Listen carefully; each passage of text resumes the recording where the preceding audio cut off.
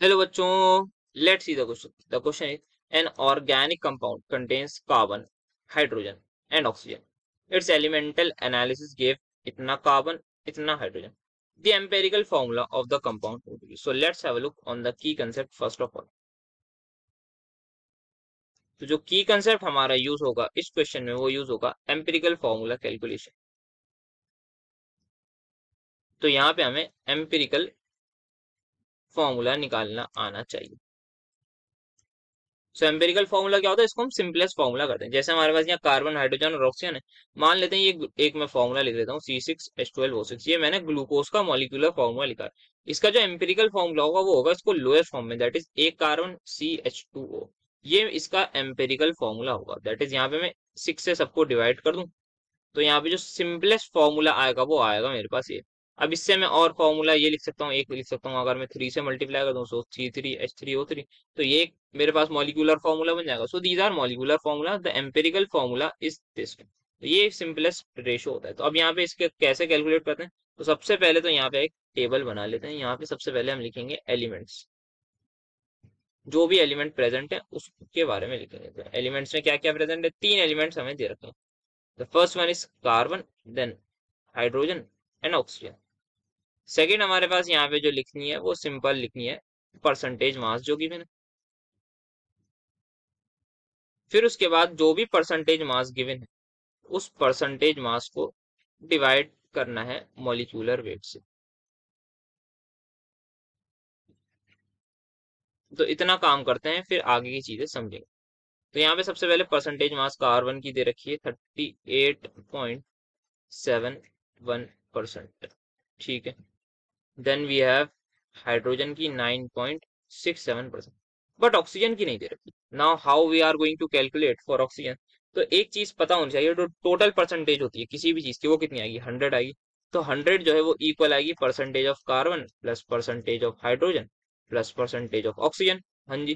तो 100 is equal to यहाँ पे आ जाएगा 38.71, यहाँ पुट करूंगा, प्लस हाइड्रोजन के लिए 9.67 प्लस ऑक्सीजन की मैं अभी के लिए एक्स मान लेता हूँ, तो उसको मैं पहले ऐड कर देता हूँ. तो यहाँ आ जाएगा 8, यहाँ आ जाएगा 3, 1 वुड बी कैरी. सो ये हो जाएगा 10, 18, 8, तो ये आ जाएगा 48.38 plus x is equals to 100.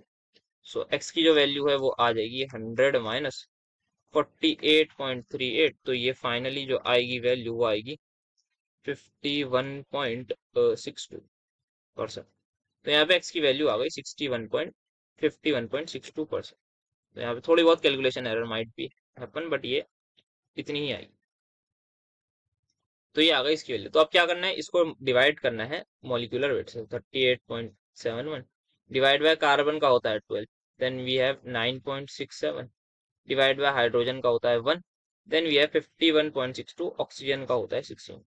तो अब जो वैल्यू है वो हमें निकालनी है. तो 12 के टेबल में यहाँ पे क्या ये आता है, तो यहाँ पे 12 3 जा 36 होता है, तो 3 तो आएगा. तो 3 के बाद जो भी नंबर आएगा वो पॉइंट में आएगा. ओके. सो यहाँ पे 3 पॉइंट हम देख सकते हैं. 36 में अगर मैं ऐड कर दूं 2.4 तो ये हो जाएगा 38.4. तो ये अप्रोक्सीमेटली 3.2 आ रहा है. ये मेरे पास आ रहा है 9.67. और ये मेरे पास अगर मैं इसको कैलकुलेट करूं तो 16 थ्रीजा होता है मेरे पास 4.48, देन आई हैव 51. तो 16 थ्रीजा, तो ये भी मेरे पास 3.2 ही आ रहा है अप्रोक्सीमेट. तो यहाँ पे ये हमने परसेंटेज निकाली. अब क्या करना है, जो भी हमारे पास सबसे छोटा नंबर होगा उससे सबको डिवाइड करना होगा. लोएस्ट नंबर जो भी होगा उससे करना होगा डिवाइड. तो यहाँ सबसे छोटा नंबर क्या दिख रहा है, 3.2 दिख रहा है, तो उससे डिवाइड कर देते हैं. तो यहाँ पे डिवाइड करते हैं. आइए, तो 3.2 डिवाइडेड बाय 3.2 क्या हो जाएगा 1. 9.67 को मैं 9.6 मान लेता हूँ, ये आ जाएगा 3.2. तो ये आ जाएगा 3, एंड देन 3.2 डिवाइडेड बाय 3.2 ये आ जाएगा 1. तो यहाँ पे नंबर ऑफ एटम सभी के मिल गए हैं, दैट इज कार्बन का 1, हाइड्रोजन के 3 और ऑक्सीजन का 1. सो यहाँ पे जो फाइनली आ जाएगा इंपेरिकल फॉर्मूला वो मेरे हो जाएगा CH3O. तो यहाँ पे 3 हाइड्रोजन और 1 oxygen, so CH3O will be my answer. So the final answer is going to be option number B. Hope you understood well. Best of luck.